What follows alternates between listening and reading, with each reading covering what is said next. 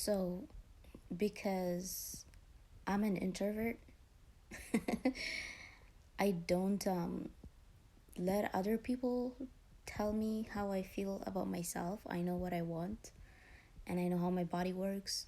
That's how I know what I want.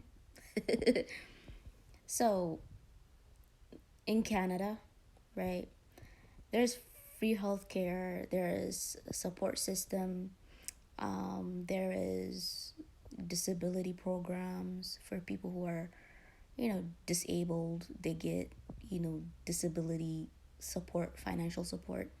And then there is welfare. There's a lot of option, you know what I mean, if you can't take care of yourself here. It's a first world country, duh.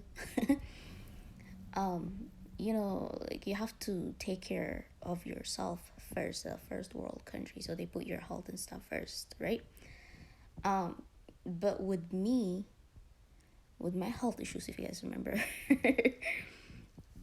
i I had a stroke when I was 16, and then when I was 21 I had a back injury, and it was hard. Like, it's still hard, I'm still dealing with it to this day. And because I had those things, I was eligible for, all of the stuff that I listed for disabled people. However, I know the money that they give you is not enough. It's like $600. I'm like, what am I going to do with it? If they didn't, even if it was not enough, I would still not be on social assistance because I just like working, you know what I mean? And then, throughout my disability, I'm still disabled. I worked my butt off.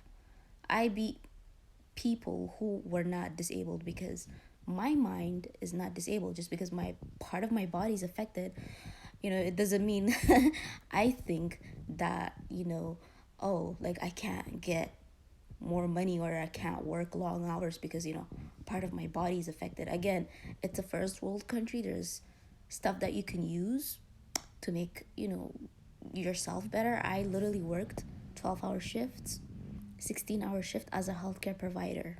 And it's very mentally, physically, and emotionally challenging. And guess what? Those disabilities were not in the way. I got what I want. I don't care. Because I know my purpose. My purpose is to provide service to people, just like what I'm doing right now. You know what I mean? And because I'm disabled and I'm working in the medical field, it's a win-win. Because the country's already taking care of me, so I'm investing it back into the country, right? So I can go get my degrees or whatever. And there's no rule book that says, like in Canada, it's actually illegal to tell someone, oh, because you have disability, you're not allowed to work. You can't say that. And I remember, when I got my back injury and stuff, I went back to work. I did not sit around, mope around, and get sad or whatever. I did felt the pain of my body and the pain and all of that stuff, but it didn't stop me from getting what I want. You know what I mean? And again, I was not competing, but that's like different to some people. You know what I mean? It's I don't know. It's how you look at yourself at the end of the day. If you look at yourself positively and you feel like, oh, I deserve to have, I don't know, a lot of work hours, or I deserve like to work with different kinds of people, you can do it. Like, nobody's stopping you. Like, literally, it's a country of opportunities. I'm a PR, right? That's another thing. I've been living in Canada for 14, 15 years. And everyone was asking me, like, why do you still have your PR? Just get your citizenship, because my parents have their citizenship, my siblings have it, and I'm over here, I don't have it. They're like, because I'm so smart. They're like, why? You went to high school here and you have a college degree. Why are you not getting your citizenship? And I'm like, I have to create a name for myself That's the true meaning of being a citizen, creating something, you know, good, creating a name for yourself. You know, you have the opportunities here. Give yourself a name, get a degree. You know, and one thing people say, oh, you know, Canada free healthcare. That's what's known for. I'm like, I'm gonna get my degree. I'm gonna create a name for myself here. You know what I mean? And maybe God brought me here, you know, to, you know, be part of this amazing country. You know what I mean? That's the true meaning of being a citizen, not just on paper. You know, put yourself out there. And yeah, but I remember I was 23, because when I was like 22, I went back to school. I was taking more writing classes. But when I was 21, that's when I started my career. And when I was 19, I went to school. I went to nursing school, after high school. And yeah, so I got injured at 21, and then I took a little bit time off. I made so much money. I saved money, and then I took the time just for myself, just to feel my body. It was just a few weeks. And then I went to the doctor. I took care of my mental health, my physical health, and then I changed a lot of things about like my lifestyle. So I was going out for walks, I was eating healthy, I was drinking a lot of water, I was reading positive things for my mental health, so I was not taking in negative information, because there's like negative information out there, so you have to be careful about that. You know, so I did that, and then I got a job at 23, because at 21 I took more writing class. I love writing, so I do things that I like. I just like it, and I just do it, you know what I mean? And I went back to work at 23. I was still working at 22, but I was working in a different field, because it's not in the medical field. I was like packing teas and stuff. It's relaxing smelling the teas for whatever reason. And I did really well packing teas. I was working really fast. Again, nobody knew I had disabilities. What did they know about me? I was just doing a good job. So like when I tell my coworkers on my breaks, whatever, you know what I mean? I'm like, oh, I have to go do this, do pill, take a break, or do something, take care of my body. They're like, why? I'm like, I had a stroke and a back injury. They're like, what? I had no idea. I swear to God, I had no idea you were disabled. I'm like, okay.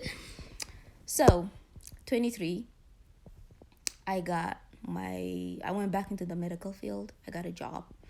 My job, you know, my name, my hours. And I worked my butt off. I was working 24 hours as a caregiver, 24 hours staying at a client's house. And mind you, nobody my age was doing that. You know what I mean? It's mainly women who are older.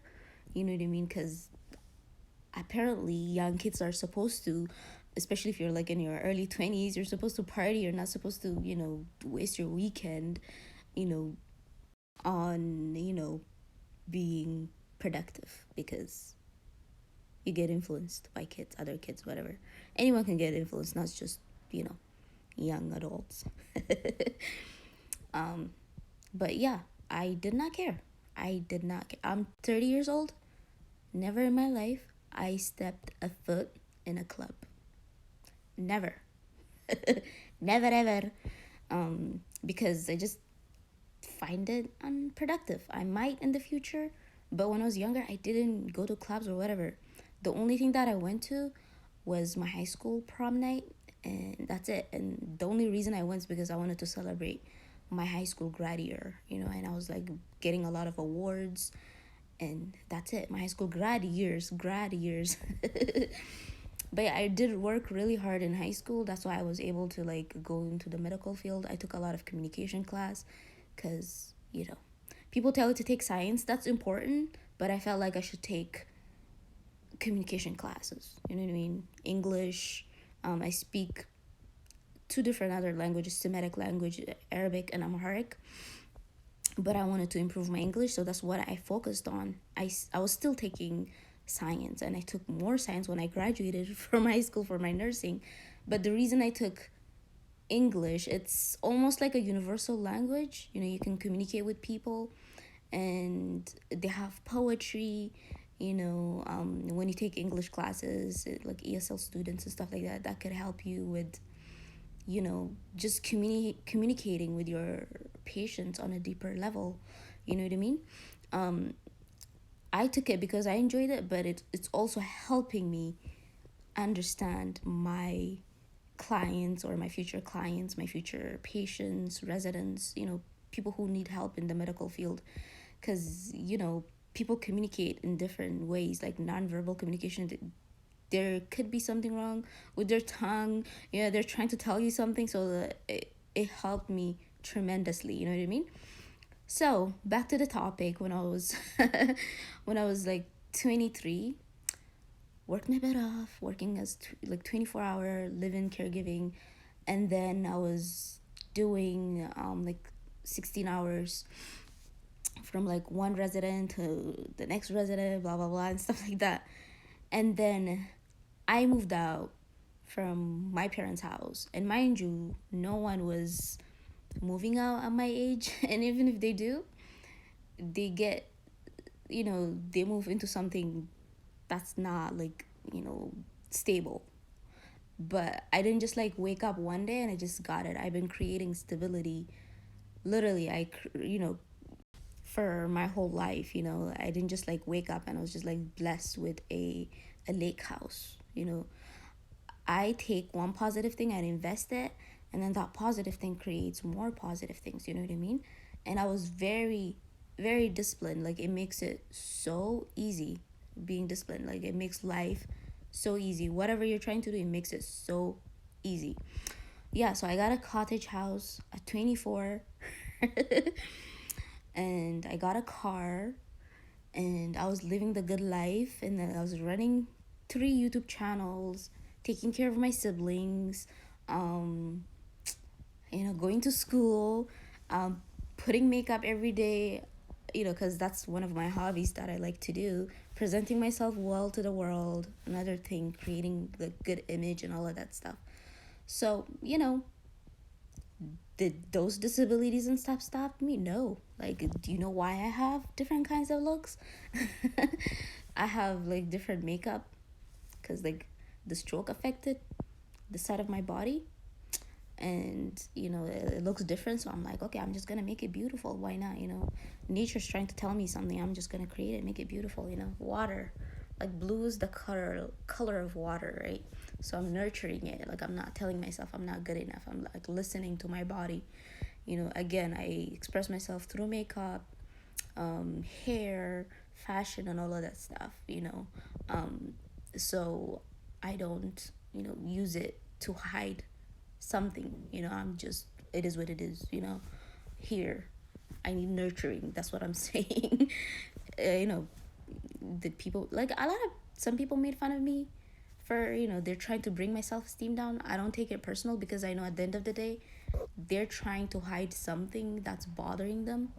You know, so when they see me being confident, just me putting myself out there, I don't hide it. I'm like, here, I'm not trying to make it look equal. It's different. And what is it gonna do? I'm not gonna give it much power. I'm just gonna make it beautiful. That's it. You know, like, I'm a human being at the end of the day. Like, it is what it is. They just deal with it. But yeah, so I don't say anything because, you know, I know they're battling with something, and they're not strong enough to handle it, or they're scared of criticism. I don't know what's going on. So I just ignore them, because why? Their opinion should not matter. But yeah, so if I had listened to them, I would not have this. I would not put this, you know what I mean?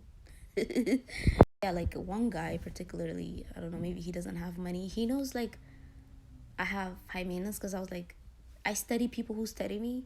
You know what I mean? It's okay. You know what I mean? I study you when you study me. So he was like scanning me. He knows like I have high self-esteem.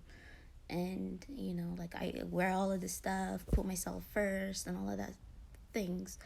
And then he tried to bring my self-esteem down by saying, well, in his head, maybe he believes, When you tell a woman she's not beautiful, she's gonna lower her standards or her self-esteem. So he compared two of two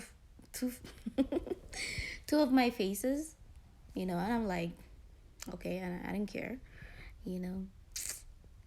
I just said sarcastically back, I'm like, I'm still pretty. It's just when you have two houses that look different, you know, they're in the same neighborhood, the value is still the same because it's still part of my body, my self esteem.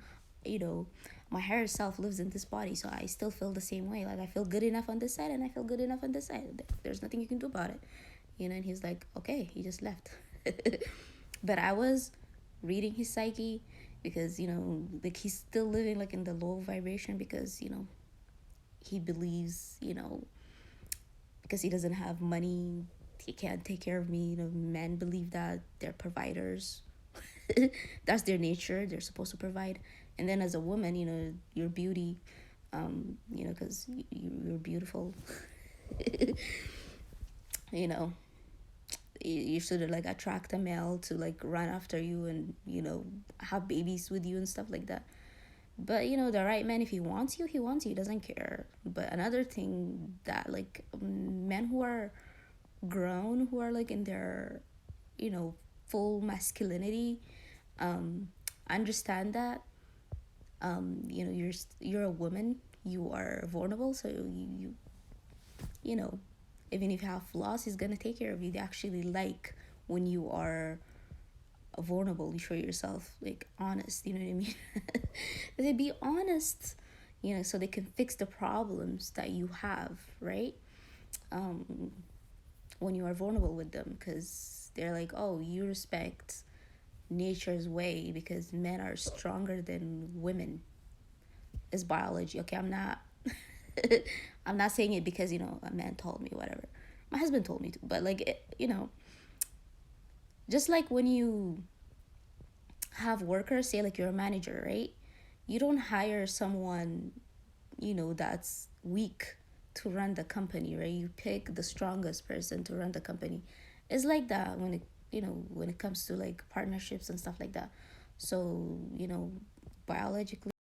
biologically men are stronger, so they feel like they should take care of the women around them. It's just in them. There's nothing I could do about it. Feminists cannot change that. No one can change it. It's just part of their nature.